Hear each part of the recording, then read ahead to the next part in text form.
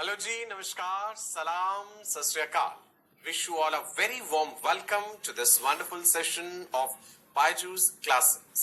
बायजूस न केवल भारत बल्कि पूरे विश्व का बेहतरीन एजुकेशनल प्लेटफॉर्म जहां पे आपको मिलती है कोर क्वालिटी एजुकेशन. मैं आपका अपना डॉक्टर सचिन कपूर एक बार फिर से आपके सामने हूं जी. आज हम डिस्कस करेंगे रिप्रोडक्शन इन फ्लावरिंग प्लांट्स में एक बहुत ही important topic, and that is double fertilization in angiosperms. बड़ी इंटरेस्टिंग चीज हम जानेंगे.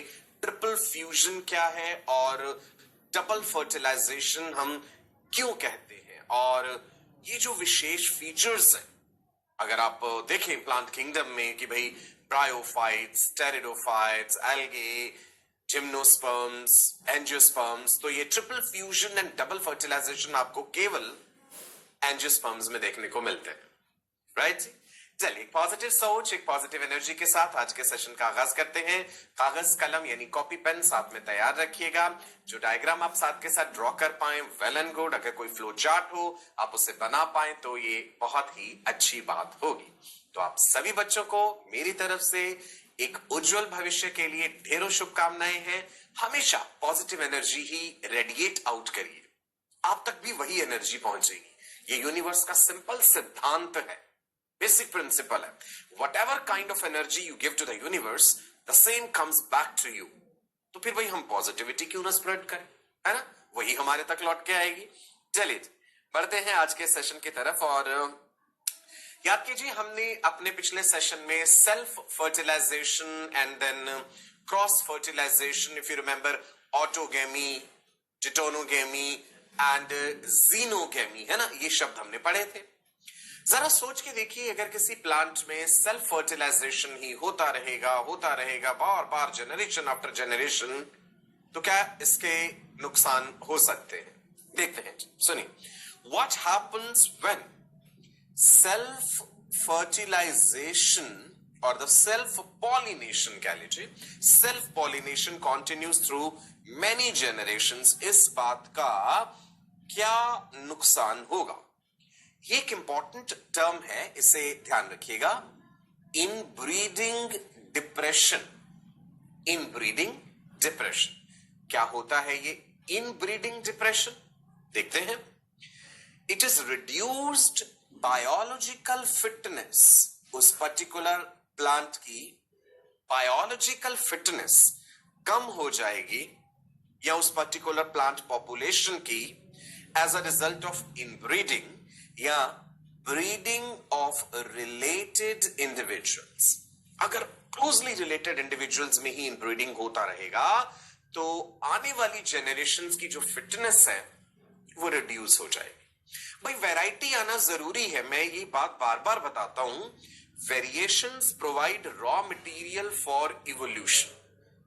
नेचुरल सिलेक्शन जो फोर्स ऑफ नेचर है वो एक्ट करता है, पॉपुलेशन में ऑपरेट करता है. नेचुरल सिलेक्शन उन इंडिविजुअल्स को सिलेक्ट करता है which are better suited with the environment, external environmental conditions के हिसाब से जो बेहतर फिट है. किन दो चीजों के लिए फिट होना है? फीडिंग और ब्रीडिंग के लिए, है ना. सो अगर इन ब्रीडिंग ही होता रहेगा, वैरायटी ही नहीं आएगी, तो चांसेस ऑफ सक्सेसफुल सर्वाइवल कम होते जाएंगे. समझे बात? तो इसलिए प्लांट्स चाहते हैं कि भाई हम इन ब्रीडिंग ना शो करें, कम करें उस चीज को जितना अवॉइड हो सकता है. आउट ब्रीडिंग करें. राइट. आउट ब्रीडिंग मतलब another plant, right, species same रखना. अगर आप स्पीशीज सेम कर नहीं रखेंगे तो वो तो फिर हाइब्रिड्स बन जाएंगे, है ना. वो एक अलग कंसेप्ट है. ठीक है जी. ये एक प्लांट है, इसके ऊपर एक फ्लावर है जिसमें कि मेल फीमेल पार्ट दोनों है ना. वहां पे सेल्फ फर्टिलाइजेशन के चांसेस है. या फिर इसके ऊपर जो अलग अलग फ्लावर्स हैं, इसका एंथर दूसरे फ्लावर के स्टिग्मा पे, उसका एंथर किसी और फ्लावर के स्टिग्मा पे, लेकिन है वो सेम प्लांट. वो हमने पढ़ा था कि भाई ऑटोगेमी है या जिटोनोगेमी है, दैट वी हैव डिस्कस्ड.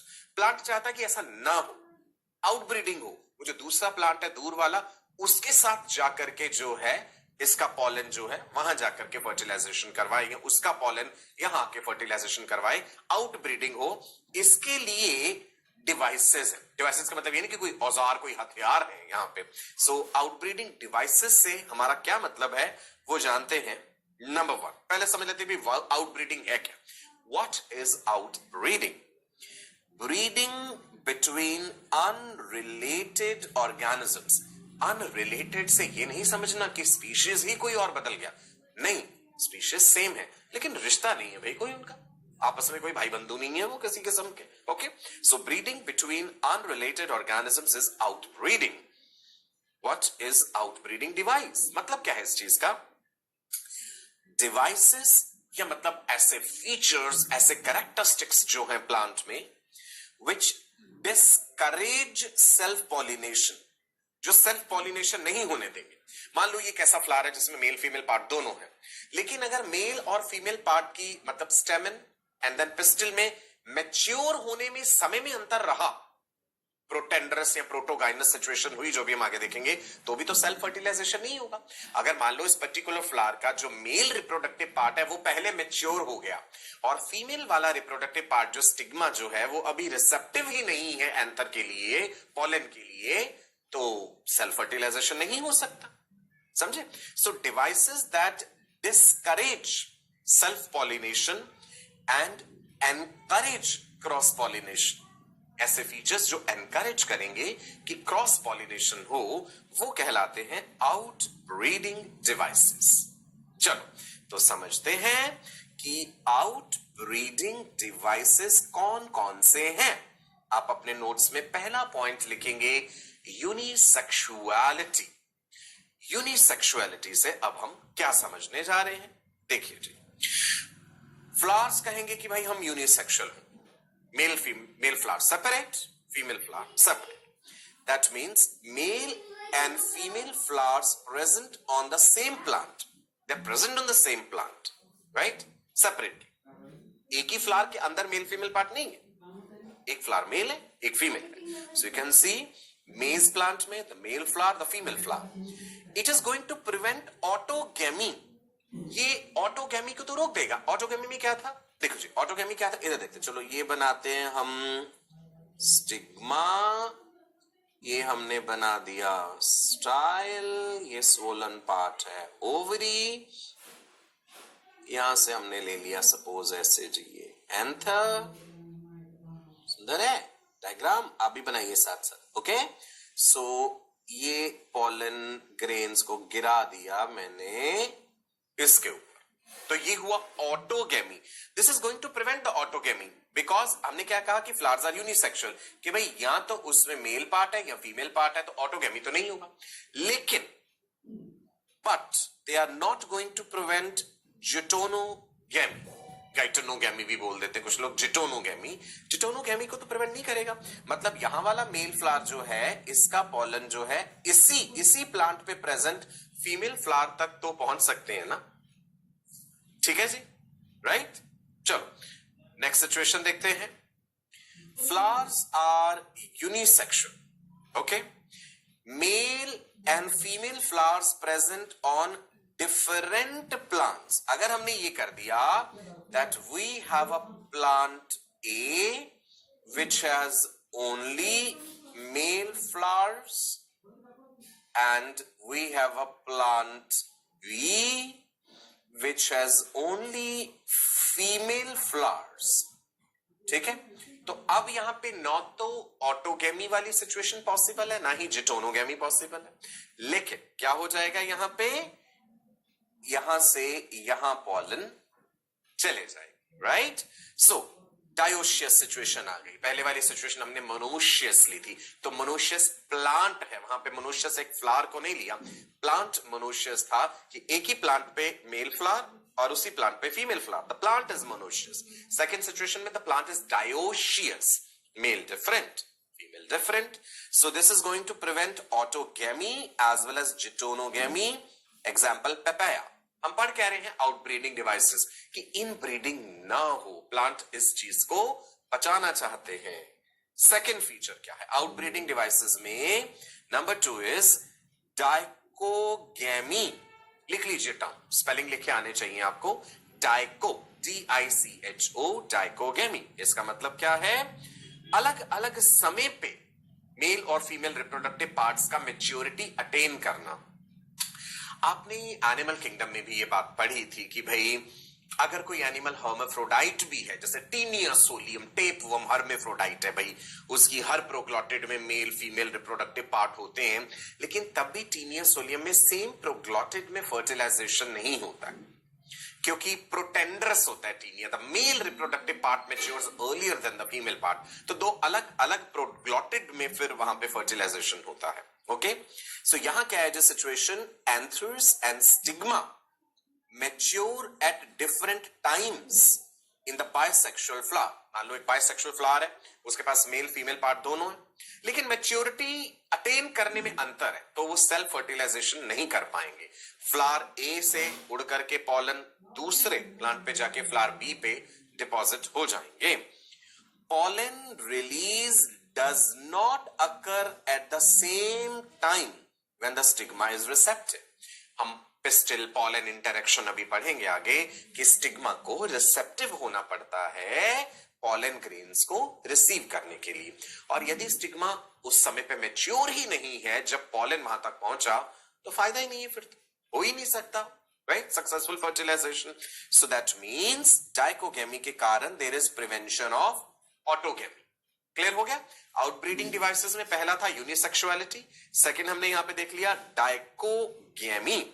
अब डाइकोगेमी में दो सिचुएशंस, या प्रोटेंड्रस या प्रोटोगाइनस। प्रो मतलब पहले, andry is referring to male, so ये प्रोटेंड्री टर्म एनिमल्स में भी यूज करते हैं, प्रोटेंड्रस एनिमल, प्रोटोगाइनस एनिमल।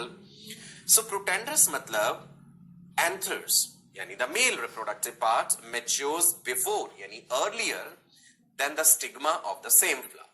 तो फ्लावर को अपने बाइसेक्सुअल होने पर भी नुकसान नहीं हो पाया क्योंकि प्रोटेंडरस है, इससे भी ऑटोगेमी प्रिवेंट हो गई। राइट, क्लियर है जी? सो प्रोटेंडर सिचुएशन हमने यहां पे दिखाई कि यहां पे स्टाइल मैच्योर नहीं था, stigma style ovary the female reproductive part, stamens हमें मैच्योर दिख रहे हैं ये रहे, और सिचुएशन ये हुई कि जब स्टाइल मैच्योर हुआ तब तक बेचारे स्टेमेन्स डिजेनरेट हो गए हैं, ये खत्म हो चुके हैं, उनका मैच्योरिटी पीरियड ही ओवर हो चुका है। ओके, राइट जी, इस तरह का सिचुएशन हमें देखने को मिलता है सेल्विया में, सनफ्लावर में। सो डाइकोगेमी हम पढ़ रहे हैं जिसमें प्रोटेंडरस सिचुएशन मतलब male reproductive part matures earlier than female reproductive part, ताकि ऑटोगेमी ना होने पाए, हमें देखने को मिला सेल्विया में एंड सनफ्लावर में। डाइकोगेमी में ही दूसरा टर्म याद रखिएगा, protogyny. Gyny word is referring to female, protogynous भी कह देते हैं एनिमल्स में जब हम ये टर्म यूज करते हैं कि female reproductive part matures earlier than male reproductive part, यानी stigma matures before the anther of the same flower. Again, this is going to prevent autogamy, right? ये हमें देखने को मिलता है जी मिराबिलिस जलापा ग्लोरियोसा। दो एग्जांपल्स, मिराबिलिस याद रख लीजिएगा जी, प्रोटोगाइनस सिचुएशन में, प्रोटेंडरस में, सेल्विया बता दिया। Is it clear? Outbreeding devices में यूनिसेक्सुअलिटी क्लियर। नंबर 2 पे क्या था? डाइकोगेमी। चलो एक और पॉइंट, सेल्फ इनकम्पैटिबिलिटी, इनकम्पैटिबल होना, राइट? क्या है ये self incompatibility? Pollen grains of the flower do not germinate on stigma of the same flower or flowers of the same plant. मान लीजिए ये एक bisexual flower है, इसके एंथर्स डाइसेंस हुआ, पॉलन ग्रेन्स निकले, इसी के स्टिग्मा पे डिपॉजिट हुए, तो स्टिग्मा ने कहा नहीं, मैं तुम्हें नहीं पहचानता, मैं कंपैटिबल ही नहीं हूं, हम दोनों में कोई भी कंपैटिबिलिटी नहीं है, तो sorry. The pollen also says sorry, I'm not going to germinate, right? So there is inhibition of the pollen germination या pollen tube growth. Pollen tube grow ही नहीं करेगी। Pollen tube कैसे बनती है वो भी हम आज के सेशन में देखेंगे आगे। तो ये जेनेटिकली कंट्रोल्ड मैकेनिज्म है, this is a genetic mechanism कि दोनों में इनकम्पैटिबिलिटी है। सो आउटब्रीडिंग डिवाइसेस में नंबर 1 यूनिसेक्सुअलिटी, नंबर 2 डाइकोगेमी जिसमें प्रोटेंडरस प्रोटोगाइनस सिचुएशन देखा, number 3 is this self incompatibility. So this self incompatibility ना तो ये ऑटोगैमी होने देगा, ना ही ये सेम प्लांट में अगर दो अलग अलग फ्लावर्स के बीच में हो रहा है तो उस सिचुएशन में जिटोनोगैमी भी नहीं होगा. It prevents both autogamy as well as geitonogamy. Clear है जी? राइट. एग्जांपल्स है इसकी tobacco, potato and crucifers. Right. Examples याद रखिएगा, इंपॉर्टेंट है. सेल्फ इनकम्पैटिबिलिटी हमें देखने को मिलती है पोटैटो में, टोबैको में एंड क्रूसिफर्स में, और ये जेनेटिकली कंट्रोल्ड है. Now, fourth in the outbreeding devices is heterostyly. Hetero मतलब अलग होना. Anther and stigma are placed at different location. आप ऐसा कर दीजिए कि भाई ये स्टिग्मा है, ये बड़ा है ऊंचाई में, लंबाई में लंबा है. एंथर को छोटे छोटे कर दीजिए. कितना डिफरेंस हो गया पोजीशन में, तो भी ये संभव नहीं हो पाएगा, है ना. सो anther and stigma are placed at different locations. You can see there is a long style, here you have a short style. So अलग अलग सिचुएशन हो सकती है. मैं डायग्रामेटिकली बना के दिखाऊं. अगर मान लीजिए किसी फ्लावर में ये है जो स्टिग्मा और ये हमने स्टाइल की लंबाई दिखाई. This is style and this is ovary. Okay, ऐसे.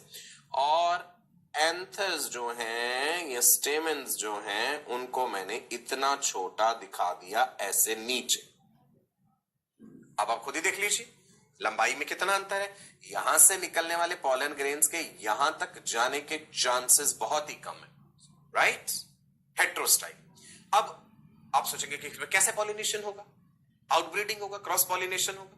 अलग अलग एजेंट्स हो सकते हैं. हो सकता है ये ऑर्निथोफिली शो करता हो, ये बर्ड्स के थ्रू जो है पॉलिनेट होता हो. कोई बर्ड यहां पे आए और उसकी चोंच जो है वो इतनी लंबी है कि भाई वो मान लीजिए नेक्टर सक करने आया था. देखो सुंदर सा बर्ड बना दिया मैंने. वो नेक्टर सक करने आया था और उसने एंथर उठा लिए वहां से और चलता बना. There is a situation, there is a possibility, right? So that is heterostyly when the anther and the stigma are placed at different locations. This is going to prevent autogamy. Primrose में ऐसा है, jasmine में ऐसा है, lythrum में ऐसा है. So primrose, jasmine, दो important examples याद रखिएगा heterostyly की. फिर से बता दूं, साथ साथ रिकैप करता जा रहा हूं. क्या पढ़ रहे हैं हम कि इन ब्रीडिंग अगर होता रहेगा, सेल्फ पॉलिनेशन होता रहेगा तो इन ब्रीडिंग डिप्रेशन हो जाएगा. राइट. इसे प्रिवेंट करने के लिए प्लांट्स ने आउट ब्रीडिंग डिवाइसेस इवॉल्व करे. आउट ब्रीडिंग डिवाइसेस में यूनिसेक्सुअलिटी हमने पढ़ा, सेल्फ इनकम्पैटिबिलिटी पढ़ा, डाइकोगैमी पढ़ा और उसके बाद हेट्रोस्टाइली. राइट. ये टर्म लिख लेना, स्पेलिंग मत गलत कर देना. हेट्रोस्टाइली मतलब anther and stigma are placed at different locations. Right. चलिए अब मैं आपको समझाता हूं आर्टिफिशियल हाइब्रिडाइजेशन. आर्टिफिशियली हाइब्रिडाइज कर सकते हैं प्लांट्स को. करना क्यों, हाइब्रिड क्यों बनाने. हाइब्रिड्स आपने एनिमल्स में भी सुने होंगे. You must have heard of mule and hinny. Animals में hybrid formation under natural conditions rarely ही देखने को मिलता है. तो वो हाइब्रिड जो एनिमल्स में होते हैं ना वो मैक्सिमम आपको स्टेराइल मिलेंगे. हाइब्रिड मान लीजिए उसमें विगर एंड वाइटैलिटी है, कोई और बेहतर कैरेक्टर है कि भाई जैसे म्यूल, हिनी, माल ढोने के काम आ रहे हैं, वो हॉर्स एंड डंकी के बीच में जो हाइब्रिड्स होते हैं तो वो होते स्टेराइल है, वो अगली जनरेशन नहीं बना सकते. एनिमल किंगडम में आपको फर्टाइल हाइब्रिड देखने को मिले, इसकी बहुत ही कम एग्जांपल्स है. मैं डिस्कस करूंगा आपके साथ कि टाइगर एंड लायन के बीच में जो टाइगॉन एंड लाइगर्स बनते हैं उनमें जो होमोगैमेटिक सेक्स होता है वो तो फर्टाइल होता है. हेटेरोगैमेटिक सेक्स जो होता है यानी मेल्स जो उनके होते हैं वो फर्टाइल नहीं होते, वो स्टेराइल होते हैं. सो मेरे कहने का मतलब है कि एनिमल किंगडम वाला कंसेप्ट और प्लांट किंगडम में थोड़ा सा डिफरेंस आ जाएगा यहाँ पे कि प्लांट्स में जो हाइब्रिड बनाए जाते हैं वो अलग तरह से हैं. एनिमल्स में जो आप हाइब्रिड की बात करते हैं वो थोड़ा डिफरेंट है. Will discuss about that also. चलिए, आर्टिफिशियल हाइब्रिडाइजेशन क्या है. आपने एक स्पीशीज 1 लिया, एक स्पीशीज 2 लिया. आपको एक स्पीशीज, प्लांट स्पीशीज ऐसा दिखा जिसमें कुछ बेहतर फीचर्स हैं, एक दूसरा दिखा उसमें भी कुछ बेहतर फीचर है पर कुछ कमियां भी हैं. इसकी कुछ कमी है, इसकी कुछ कमी है, इसके कुछ फायदे हैं, इसके कुछ फायदे हैं. तो भाई क्रॉस करा के एक हाइब्रिड बनाते हैं आर्टिफिशियली और शायद उसमें दोनों के फीचर्स आ जाए. ओके, राइट जी, समझे आप बात. नाउ चलो एक कहानी के रूप में से समझते हैं कि भाई एक किसान ने ये देखा कि एक वैरायटी ऐसी है जो पेस्ट्स को रेजिस्टेंस है, लेकिन उसका यील्ड कम है, पैदावार कम है उस फसल की। पेस्ट को रेजिस्टेंट है, कीड़े मकोड़े या बाकी पेस्ट उसे इतनी आसानी से उसके ऊपर हमला नहीं कर पाते भैया, लेकिन उसका यील्ड कम है, पैदावार कम है।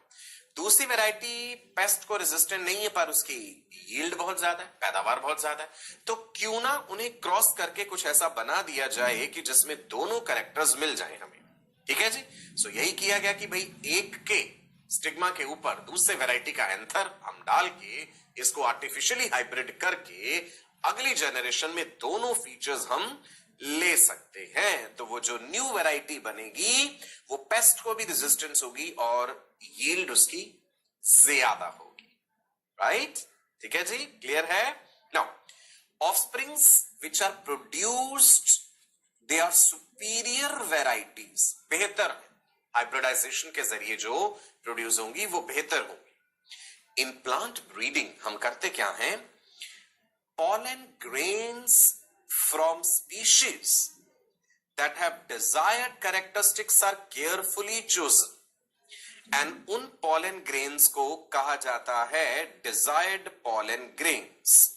मैनिपुलेशन करके हम नई वैरायटी बना रहे हैं। जो desired फीचर आपको चाहिए जिस प्लांट में मौजूद है वहां से pollen grains कलेक्ट कर लीजिए। ओके, क्या क्या स्टेप्स हमें इसमें फॉलो करने होंगे? प्रॉपर प्रोसीजर क्या होगा जी हमारा?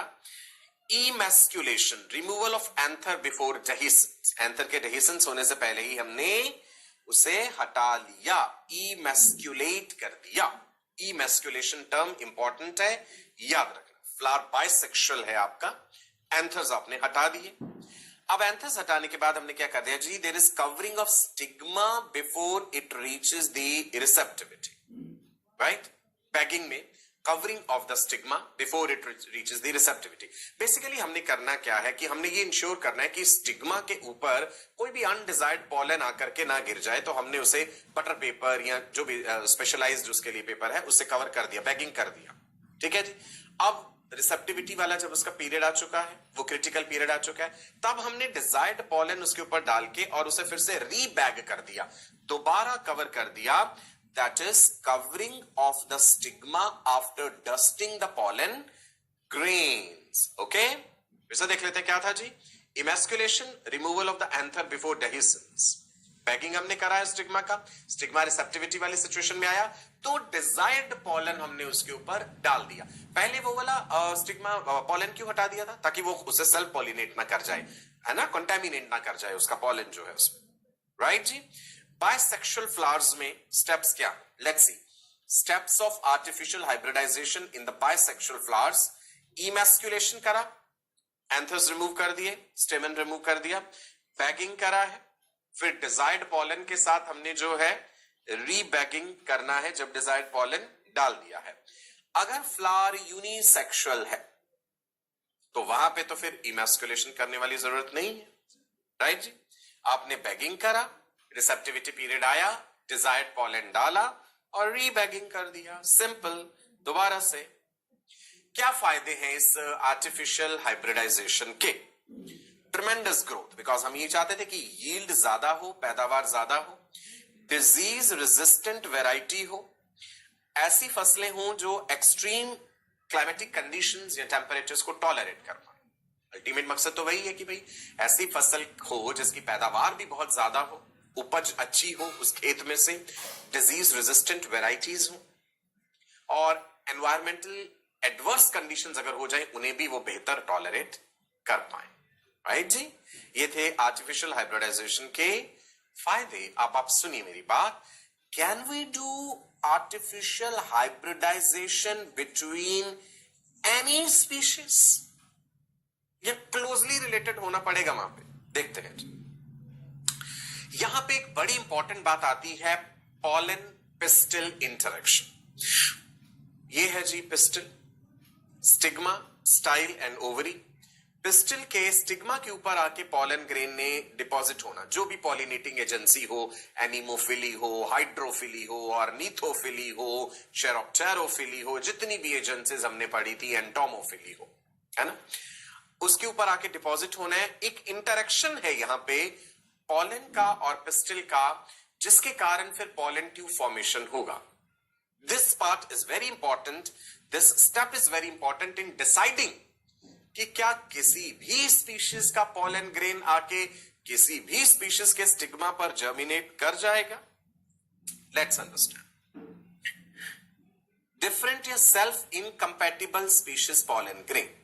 ये है जो स्टिग्मा, पॉलन ट्यूब फॉर्मेशन होगा ही नहीं अगर स्पीशीज बहुत ही डिफरेंट है। सेम स्पीशीज में से पॉलन ग्रेन आपने लिया, स्टिग्मा पे पहुंचा, पॉलन ट्यूब फॉर्मेशन हुआ, राइट? क्लियर है ये बात? चलो, what happens after the pollen is recognised?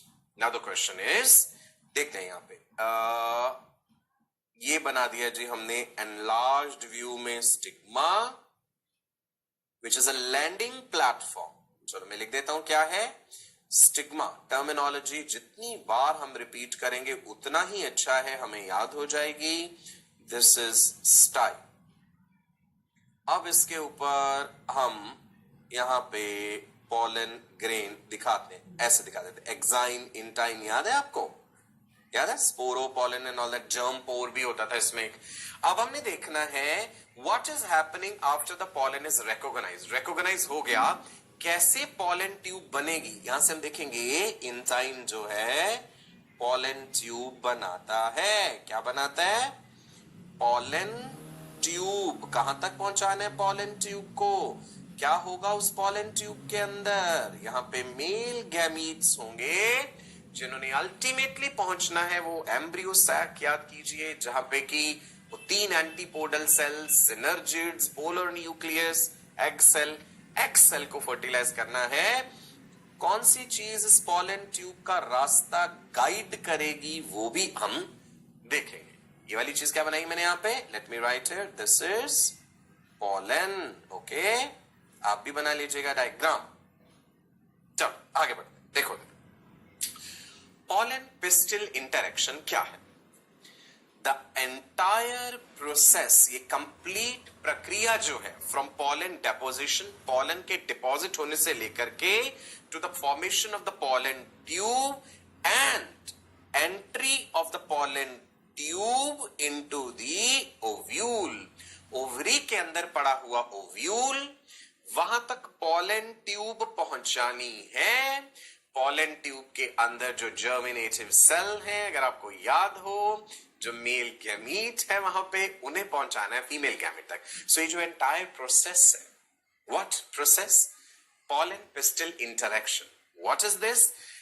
It's the starting from the deposition of the pollen to the formation of the pollen tube and the entry of pollen tube into the ovule. ये हमने समझनी। अब जरा screen पे देखिए गौर से, क्या नजर आ रहा है आपको? कुछ याद आ रहा है? ये 3 सेल्स याद आ रहे हैं? हमने जब मेगा स्पोर फॉर्मेशन पढ़ा था, मेगा स्पोरोजेनेसिस पढ़ा था, याद है? ओवरी का स्ट्रक्चर, उसके अंदर ओव्यूल, फ्यूनिकल क्या था, हाइलम क्या था, चेलेजल एंड माइक्रोपाइल एंड, अब वो याद कर लीजिए सब चीजें। ये जो ऊपर की तरफ 3 सेल नजर आ रहे हैं जिनके चारों तरफ वो सेल वॉल बनती जा रही है, क्या नाम होता है इन सेल्स का? Can you tell me? मैंने बताया था ना कुछ सेल्स एंटी चेलेजल रीजन की तरफ अपने आप को प्लेस कर लेते हैं, चेलेजल एंड की तरफ, कुछ माइक्रोपाइल एंड की तरफ है। तो वो जो चेलेजा की तरफ है, चेलेजल एंड की तरफ, they are called what? Antipodal cells. बीच में जो 2 न्यूक्लियस दिख रहे हैं सेंट्रल सेल के अंदर, what are they called? Polar nuclei, right? Total 8 थे ना न्यूक्लियस, 3 ने अपने आप को ऊपर अरेंज करा, 3 ने नीचे करा और 2 बीच में आ गए थे। पोल्स की तरफ से आया था, एक ऊपर से एक नीचे से, इसलिए पोलर न्यूक्लियस कहा हमने, राइट? और वो जो 3 नीचे नजर आ रहे हैं, 3 डॉट्स, उसमें भी हम देखेंगे 2 साइनर्जिड और 1 एग सेल। क्लियर है जी? तो ये बिल्कुल हम ओव्यूल के अंदर पहुंच गए हैं। एक और खूबसूरत सी आपको ऐसी ही एनिमेशन दिखा रहा हूं। देखिए अब नीचे देखिए, माइक्रोपाइल एंड की तरफ देखिए, बीच में एक रेड कलर का सेल बन रहा है। जो बीच में रेड कलर का सेल बन रहा है, what is that? Egg cell. ये एग सेल है। इसके दाएं और बाएं आपको 2 सेल और नजर आ रहे हैं। What are they called? Synergids. Filiform apparatus, याद करके देखिए, सिनर्जिड का ही ये फिलीफॉर्म अपरेटस ऐसे केमिकल्स रिलीज करता है जो पोलन ट्यूब को गाइड करता है कि हाँ पोलन ट्यूब तुम आओ हमारे पास, माइक्रोपाइल के जरिए एंटर करो।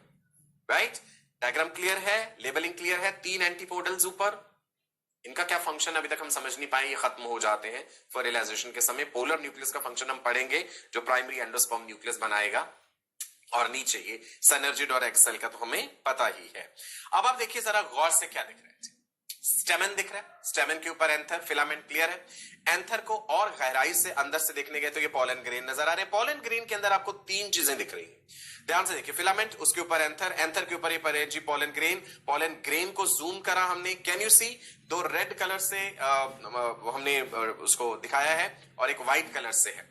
Do you remember that vegetative और जर्मिनेटिव 2 वर्ड्स पढ़े थे, राइट? ये है जी पोलन ग्रेन। इतना क्लियर है, समझ आ रहा है सब ना? अब क्या होगा, यही पोलन ग्रेन ने पहुंचना है कहां तक? स्टिग्मा तक। फिर वहां से शुरू होगा वो pollen pistil interaction. Let's see what is happening. ये उड़ा जी पोलन, और उड़ते उड़ते पहुंच गया, कहां पे पहुंच गया? फीमेल रिप्रोडक्टिव पार्ट यानी पिस्टिल के स्टिग्मा तक। गौर से देखिए फिर से, समझ आ रहा है? क्लियर? पोलन पहुंचा जी, सेटल कर गया जाके। पोलन का स्ट्रक्चर याद कर लीजिए, एक्साइन, स्पोरोपोलिन, इंटाइन, राइट? याद है? चलो अब देखते हैं इसके बाद क्या हुआ। ये स्टिग्मा क्या था? लैंडिंग प्लेटफॉर्म है पोलन के लिए, it is a kind of landing platform. Now you see what is happening, the germination of the pollen. See this formation of the pollen tube, intine से formation of the pollen tube। ये pollen tube आगे बढ़ती जा रही है। इस pollen tube में वो vegetative nucleus भी है, और वहीं पे 2 छोटे छोटे मेल गैमीट्स भी हैं जो आप देख पा रहे clearly. Can you see this? pollen germinate हुआ, pollen tube formation हुआ। पोलन ट्यूब जो है वो एंटर करी, स्टाइल से अंदर अंदर अंदर अंदर एंटर करती गई। अब आप कहेंगे कि स्टाइल कोई खोखला थोड़ी है, हॉलो थोड़ी है। हाँ एग्री, स्टाइल में सेल्स होंगे, या तो एडजेसेंट सेल्स के बीच में इंटरसेलुलर स्पेस को पेनिट्रेट करती हुई पोलन ट्यूब आगे जाएगी, या फिर ऐसे एंजाइम्स भी रिलीज होते रहेंगे जो कि स्टाइल के सेल्स को डाइजेस्ट करते करते करते आगे आगे बढ़ती जाएगी। किन किन रास्तों को अपना सकती है पोलन ट्यूब माइक्रोपाइल से अंदर पहुंचने के लिए, वो भी हम देखेंगे, राइट? वो अलग अलग तरीके भी हम देखेंगे। तो इतना क्लियर है जी आपको पोलन ट्यूब। और बढ़ाएं आगे पोलन ट्यूब को, चलो और गहराई तक ले गया मैं। देखिए पोलन ट्यूब स्टाइल के थ्रू अंदर पहुंचती पहुंचती ओव्यूल तक पहुंच जाएगी।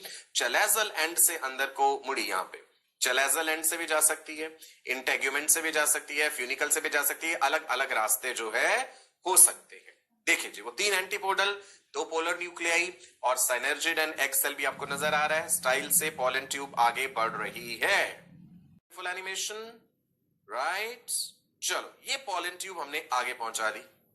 देखिए क्लियरली, देखिए गौर से देखिए, और आप देखेंगे सिनर्जिड जो था, एक सिनर्जिड हमने दाएं एक बाएं दिखाया था। ये सिनर्जिड में पोलन ट्यूब जैसे ही वहां तक आगे पहुंची, इतना ज्यादा प्रेशर क्रिएट होता है, पोलन ट्यूब बस्ट करेगी। सिनर्जिड ने केमिकल रिलीज करा था, एक सिनर्जिड ने केमिकल रिलीज करा, आकर्षित करा, कीमोट्रोपिक मूवमेंट हुआ, आकर्षित करा उस केमिकल ने अपनी तरफ पोलन ट्यूब को। पोलन ट्यूब उसके पास पहुंची, प्रेशर बढ़ा और वो फट गई, रप्चर हो गई। वहां पे जो साइटोप्लाज्म था वो भी रिलीज कर दिया गया सिनर्जिड में। पोलन ट्यूब का वो जो वेजिटेटिव वाला न्यूक्लियस था वो भी रिलीज हुआ। सिनर्जिड का अपना न्यूक्लियस और वो जो पोलन ट्यूब ने एक और न्यूक्लियस उसके अंदर डाल दिया है। ये पहले बिगिनिंग में वैज्ञानिक पहचान नहीं पा रहे थे कि ये क्या है एक्चुअल में। जब हम ऑब्जर्व करते थे हम उनको एक्स बॉडीज कह देते थे। बाद में हमें ये पता चला ये एक्स बॉडी एक्चुअल में क्या है, सिनर्जिड जो डीजेनरेट हो रहा है उसका अपना न्यूक्लियस, और जो पोलन ट्यूब ने पहला वाला वेजिटेटिव न्यूक्लियस उसमें डाला है। और उसके बाद आप देखेंगे 2 गैमीट रिलीज हुए हैं। ब्राउन से कलर का स्ट्रक्चर है, पहले तो व्हाइट कलर वाला नजर आया आपको, व्हाइट डॉट सिनर्जिड में गया, फिर से देखिए गौर से, फिर एक ब्राउन से कलर का छोटा सा न्यूक्लियस आया और वो रेड वाले स्ट्रक्चर में एंटर कर गया, राइट? एक रेड में एंटर करेगा, एक आप ऊपर देखेंगे वो जो 2 पोलर न्यूक्लियाई हैं उनके साथ जाके भी फ्यूज करेगा, राइट जी? जो 2 पोलर न्यूक्लियाई के साथ जाके एक न्यूक्लियस जुड़ा, that will be triple fusion, triploid हो जाएगी सिचुएशन वहां पे। और जो एक एक्सेल के साथ जाके जुड़ा है ये फर्टिलाइजेशन हुआ है, राइट? ये देखो एक एक्सेल में गया और दूसरा वाला जो है वो पहुंच जाएगा पोलर न्यूक्लियाई के पास। ये देखो जी ये पहुंचा पोलर न्यूक्लियाई के साथ, एक्सेल में चला गया, क्लियर है? आराम आराम से चल रहे हैं ताकि आपको बिल्कुल क्लियर हो जाए। इस खूबसूरत सी एनिमेशन के जरिए सारी बातें क्लियर है। वो दूसरा ब्राउन स्ट्रक्चर देखिए, पोलर न्यूक्लियर के साथ जाके जुड़ गया। सो पोलन ट्यूब पहुंची अंदर ओव्यूल में। ये चेलेजा की तरफ से एंट्री हमने दिखाई थी। साइनर्जिड के फिलीफॉर्म अपरेटस ने केमिकल सब्सटेंसेस रिलीज करे थे जिन्होंने उसे आकर्षित करा। साइनर्जिड का अस्तित्व फिर खत्म हो गया, दोनों साइनर्जिड्स फिर खत्म हो जाते हैं। राइट, चलो अब आगे बढ़ता हूं। हम कहां पहुंच गए जी? अब फर्टिलाइजेशन, पॉलन पिस्टिल इंटरेक्शन हमने समझ लिया। वो सारी प्रोसेसेस जो पॉलन ट्यूब की फॉर्मेशन, पॉलन ट्यूब की एंट्री में इन्वॉल्व है, वही पॉलन पिस्टिल इंटरेक्शन है। हाँ जी, गौर से देखते हैं एक बार फिर से हम अपने इस डायग्राम को। ये है चेलेजल एंड, ये वाला है माइक्रोपाइलर एंड। राइट जी, इधर हैं ये 3 एंटीपोडल सेल्स, सेंटर में 2 पोलर न्यूक्लियाई। एग एपरेटस जिसे हमने कहा था, उसमें 2 साइनर्जिड्स और 1 एग सेल। जो साइनर्जिड हैं उनके पास ये फिंगर लाइक प्रोसेसेस जिसे हम फिलीफॉर्म एपरेटस कह देते हैं। नीचे ये जो येलो कलर का स्ट्रक्चर नजर आ रहा है जिसमें 2 सेल नजर आ रहे हैं, ये पॉलन ट्यूब दिखाया गया है यहां पे। ओके, चलो आगे बढ़े। देखिए जी, navigation of the pollen tube. Navigation, रास्ता कौन दिखाएगा जी पॉलन ट्यूब को? देखिए, इसमें मदद करेंगे कौन? जो साइनर्जिड्स हैं। याद कीजिए, साइनर्जिड्स के पास क्या है? साइनर्जिड्स के पास फिलीफॉर्म एपरेटस, आप भी लिख लेंगे। ये फिलीफॉर्म एपरेटस कुछ ऐसे रासायनिक पदार्थ यानी कुछ केमिकल्स रिलीज कर रहा है which are attractive, which are navigating the pollen tube. Right, इसीलिए हमने दिखाया कि ये पॉलन ट्यूब का झुकाव इस तरफ को हो गया है, साइनर्जिड की तरफ। ठीक है जी। नाउ अब मैंने कहा कि जैसे ही पॉलन ट्यूब यहां पहुंची, पॉलन ट्यूब की जो टिप है कैसे ग्रो करती आ रही थी पॉलन ट्यूब? ऐसे देखो, सपोज ये पॉलन ट्यूब ग्रो करती आ रही है। पॉलन ट्यूब में ना एपिकल ग्रोथ होता है। यहां पे एक तो हमने सेल दिखा दिया था वो वेजिटेटिव वाला, यहां पे 2 और दिखा देते हैं। ठीक है जी, मेल गैमेट्स जो है ये एपिकल ग्रोथ शो कर रही है यहां से पॉलन ट्यूब। यहीं पे साइटोप्लाज्म भी इकट्ठा है। जब ये सिनर्जिड के पास पहुंचती है ना, यहां हमने क्या लिखा? Destroyed synergid. सिनर्जिड डिस्ट्रॉय होगा। कैसे होगा? पॉलन ट्यूब का जो ये एपिकल रीजन है, ये एपिकल रीजन बस्ट हो गया, फट गया। प्रेशर इतना ज्यादा हुआ है यहां पे, ये बस्ट हुआ, साइटोप्लाज्म भी रिलीज हो गया यहां से, वो वेजिटेटिव न्यूक्लियस भी रिलीज हुआ। अच्छा, वो जो बस्टिंग का प्रेशर जो है पीछे वाले वो जो मेल गैमेट्स है उनको नुकसान ना पहुंचाए, इसलिए वो वेजिटेटिव न्यूक्लियस आगे आगे चल रहा है। वो एक तरह से सुरक्षा कवच का काम करेगा वहां पे। ओके, सिनर्जिड डिस्ट्रॉय हो गए जी। इस पॉलन ट्यूब ने अपना, ये देखो, जो साइटोप्लाज्म था वो भी यहां रिलीज कर दिया, पहले वेजिटेटिव वाला न्यूक्लियस भी रिलीज कर दिया था।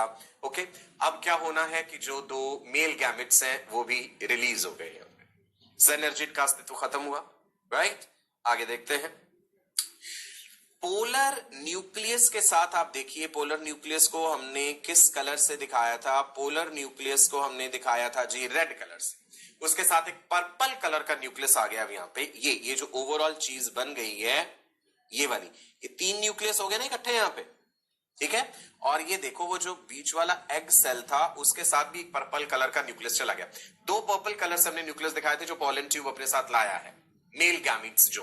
राइट, एक मेल गैमेट यहां पे पहुंच गया है जी पोलर न्यूक्लियस के साथ। पोलर न्यूक्लियस 2 है, एक हैप्लॉइड है, दूसरी वाली भी हैप्लॉइड है, और एक ही और हैप्लॉइड गैमीट आकर के जुड़ गया तो ये ट्रिप्लॉइड सिचुएशन हो जाएगी। ठीक है, इसी को हम ट्रिपल फ्यूजन बोल दें। ये ट्रिपल फ्यूजन जो है, अब ये प्राइमरी एंडोस्पर्म न्यूक्लियस बन गई। ये जो सेंट्रल सेल था बीच वाला बड़ा सा, ये वाला जो इतना बड़ा सेल है ना जिसको सेंट्रल सेल हम कह रहे थे, अब इसकी न्यूक्लियस प्राइमरी एंडोस्पर्म न्यूक्लियस कहलाएगी जो कि ट्रिप्लॉइड है। और फर्टिलाइजेशन यहां पे दिखाया हमने, ये रहा जी फीमेल गैमेट का रेड कलर का न्यूक्लियस, और वो पर्पल कलर वाला मेल गैमेट वो यहां आके फ्यूज हुआ। तो समझे आप डबल फर्टिलाइजेशन क्यों कहा जाता है, और ये एंजियोस्पर्म्स का ही खास फीचर है। ओके जी, राइट। पोलन ट्यूब का ग्रोथ जो है अब फिर रुक जाएगा। जो करवाना था पोलन ट्यूब ने वो करवा दिया। ये एंटीपोडल सेल्स कहेंगे भैया अब हमारा भी कोई काम नहीं है, अब हमें भी खत्म हो जाने दो, है ना, पहले भी कोई काम नहीं था हमारा तो, राइट जी। सो पोलन ट्यूब का ग्रोथ स्टॉप हो गया है, एग फर्टिलाइज हो चुका है, और ये कंसेप्ट है डबल फर्टिलाइजेशन, राइट। समझते हैं फिर से क्या है जी डबल फर्टिलाइजेशन। देखिए इधर पोलर न्यूक्लियस दो हैं, हैप्लॉइड हैं दोनों, N+N लिखा है यहां पे। पोलर न्यूक्लियस में N+N लिखा हमने। मेल गैमीट वाला न्यूक्लियस आया which is again haploid, N number of chromosomes, right. ये दो सिनर्जिड है, फर्टिलाइजेशन के बाद सिनर्जिड्स का अस्तित्व खत्म हो जाना है। ओके, एग सेल हैप्लॉइड है और मेल गैमेट भी हैप्लॉइड है। एंटीपोडल सेल्स डीजेनरेट हो गए, degenerated antipodal cells. What is this PEN जिसको हमने 3N लिख दिया? PEN stands for primary endosperm nucleus. Let me write here, आप भी लिखेंगे PEN, हमने किसे कहा? PEN. This is primary endosperm. Endosperm क्या है पढ़ेंगे आगे हम। Primary endosperm nucleus. Now when you write 3N, what does it mean? Triploid. Okay, this is triploid. And zygote. How is this zygote formed? Zygote is formed by the fusion of male and female gamete, and zygote is 2N. 2N means it is diploid. It is diploid. Clear है? Right? चलो आगे बढ़े। Double fertilisation में male gamete that is haploid, the female gamete that is haploid, fertilization resulting in the formation of zygote which is diploid. Zygote is a single-celled diploid structure formed as a result of fertilization. अब आप दूसरा एक और बात देखिए, एक तो ये फर्टिलाइजेशन हो गया, एक और क्या फर्टिलाइजेशन हो रहा है? मेल गैमिट ने जाके पोलर न्यूक्लियस के साथ एसोसिएट हो गया। एक मेल गैमिट एग सेल की न्यूक्लियस के साथ, दूसरा मेल गैमिट उसने भी फर्टिलाइजेशन करवाया, पोलर न्यूक्लियस NN प्लस ये वाला N तो हो गया ये triple fusion. Very important. Double fertilization क्यों कहा? क्योंकि एक फर्टिलाइजेशन तो मेल गैमिट ने फीमेल गैमिट के साथ करा, दूसरा फर्टिलाइजेशन क्या है? ये जो ट्रिपल फ्यूजन हो रहा है जिसके कारण बना प्राइमरी एंडोस्पर्म न्यूक्लियस, और एंडोस्पर्म जो है वो ट्रिप्लॉइड है, 3N number of chromosomes, right जी। अब देखते हैं फर्टिलाइजेशन से पहले क्या सिचुएशन था, फर्टिलाइजेशन के बाद क्या है। सी है changes in the embryo cell. ये थे दो पोलर न्यूक्लियस। अब फर्टिलाइजेशन के बाद क्या हुआ? ये हमें सेंटर में एक व्हाइट कलर का स्ट्रक्चर नजर आ रहा है, ये वाला, ये ट्रिप्लॉइड है, राइट, प्राइमरी एंडोस्पर्म न्यूक्लियस। ये ऊपर जो एंटीपोडल सेल्स हैं ये तो भाई डीजेनरेट कर जाएंगे, है ना। नीचे देखो ये दो साइनर्जिड्स हैं, फिलीफॉर्म अपरेटस है, और राइट हैंड साइड में देखो अब हमने यहाँ पे मेल गैमिट और फीमेल गैमिट का फ्यूजन दिखा दिया, और ये बन गया है जी zygote. So before fertilization, after fertilization. समझ आ गया सिचुएशन, चेंजेस क्या क्या हुए? क्लियर है जी ना। अब हम ये देखते हैं कि टाइप्स ऑफ फर्टिलाइजेशन कैसे कैसे हो सकते हैं। वो जो पोलन ट्यूब ने एंटर करना था, क्या वो हमेशा चलेजा की तरफ से एंटर करेगी? ऐसा तो जरूरी नहीं है। तो देखते हैं जी टाइप्स ऑफ फर्टिलाइजेशन किस आधार पे, क्या बेस लिया हमने। See fertilization based on pollen tube entry. Pollen tube कहां से एंट्री करेंगे? तीन नई टर्म्स आपके सामने आने वाली हैं, porogamy, chalazogamy and mesogamy. Let me write here, I want all of you to write porogamy. Porogamy, pore से रेफर कर रहे हैं ये, चैलेजल एंड आपको पता ही है, चैलेजोगैमी एंड मीजोगैमी। देखिए डायग्रामेटिकली भी दिखाया गया है, ये पोरोगैमी सिचुएशन, ये चैलेजोगैमी सिचुएशन, ये मीजोगैमी जो इंटेग्यूमेंट्स के थ्रू एंटर कर रही है pollen tube. Let's first see what is पोरोगैमी। क्या होता है जी पोरोगैमी? पोरोगैमी होता है बेटा fertilization that occurs when pollen tube enters via the micropylar end। जब वो माइक्रोपाइल की तरफ से एंटर करी है सीधा डायरेक्ट, ये pollen tube enters via the micropylar and. Lily example is lily, right. Second situation is चैलेजोगैमी, जो हमने अभी देखा भी था ओव्यूल का स्ट्रक्चर बना के कि भाई चैलेजा की तरफ से आ रही है, चैलेजल एंड की तरफ से। चैलेजोगैमी now fertilization that occurs when the pollen tube enters through the chalazal end। नाम से पता चल गया चैलेजोगैमी। कैजुएरिना एग्जांपल इज कैजुएरिना, याद रहेगा जी। ये देखिए पॉलन ट्यूब की एंट्री यहां से दिखाई गई है चैलेजल एंड की तरफ से। अल्टीमेटली कहां पहुंचना भाई, जाना तो माइक्रोपाइल की तरफ से पड़ेगा, साइनर्जिड तो उधर ही है, अल्टीमेटली तो वहीं जाना पड़ेगा, एंट्री कहीं से भी कर लो, फाइनली वहीं जाना है। नेक्स्ट इज मीजोगैमी, ओव्यूल की इंटेग्यूमेंट्स होते हैं, आपको याद है। सो मीजोगैमी टर्म हम यूज करते हैं बेटा when the fertilization is occurring and the pollen tube is entering through the integuments of the ovule, जैसे कि क्यूकरबिटा में। Okay, now you can see here ये इंटेग्यूमेंट्स हैं ओव्यूल की, ये ब्राउन से कलर से पॉलन ट्यूब की एंट्री दिखाई है हमने ऐसे, लेकिन आखिरकार पहुंचना तो यहीं पड़ेगा, माइक्रोपाइलर एंड की तरफ जाना पड़ेगा, वहीं से साइनर्जिड जो है उसको आगे गाइड करेंगे। Is it clear? समझ आ गया जी? Types of fertilization, porogamy, chalazogamy, mesogamy, किस आधार पे कि पॉलन ट्यूब कहां कहां से एंटर कर रही है। आज के इस सेशन में हमने क्या क्या जाना? सेशन की शुरुआत हमने करी थी एक टर्म से जिसका नाम था इनब्रीडिंग डिप्रेशन, कि अगर ऑटोगैमी सेल्फ फर्टिलाइजेशन होता रहेगा जनरेशन आफ्टर जनरेशन तो फिटनेस रिड्यूस हो जाएगी आने वाली जनरेशंस में, that is inbreeding depression. Plants ऐसा नहीं होने देना चाहते, वो कहते हैं भाई हम आउटब्रीडिंग करना चाहेंगे, अनरिलेटेड वाले प्लांट्स आउटब्रीडिंग, तो उसके लिए उन्होंने कुछ आउटब्रीडिंग डिवाइसेस इवॉल्व करे जिसमें यूनिसेक्सुअलिटी एक हमने पढ़ा था, मनुष्य सिचुएशन, डायोशियस सिचुएशन, प्लांट मनुष्यस होता है यहां पे, ठीक है जी। एक ये सिचुएशन हमने पढ़ी थी, सेल्फ इनकम्पैटिबिलिटी पढ़ी, डाइकोगैमी पढ़ी कि प्रोटेंडरस हो सकता है कि मेल पार्ट पहले मैच्योर हो गया, या फिर प्रोटोगाइनस हो सकता है कि फीमेल